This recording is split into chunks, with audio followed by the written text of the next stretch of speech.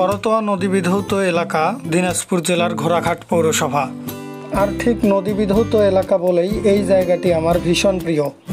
তাই সময় পেলেই এখানে ছুটে আসি প্রকৃতির টানে, প্রাণের টানে। এখানে আসলে নৌকায় নদী পার হওয়ার বিষয়টি আমি সবচেয়ে বেশি উপভোগ করি। কাজিনরা সহ আমরা যাচ্ছি নদীর ওপারে মুংলিশপুর নামক গ্রামে। আমরা ভাই বোনরা নৌকায় পারাপারের বিষয়টি ব্যাপক উৎসাহের সাথে উপভোগ করলাম।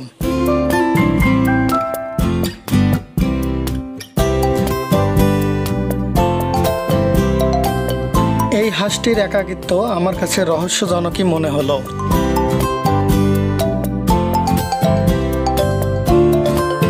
নদীর উপরিভাগ দিয়ে পানকৌড়ির উড়ে যাওয়ার দৃশ্যটি ছিল চমৎকার।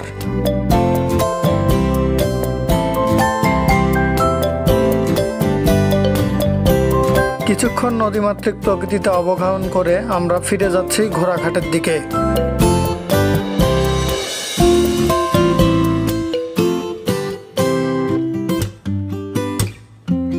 ফেরার পথে ছোট ভাই রিপন সুচারুরূপে মাঝির দায়িত্ব পালন করলো।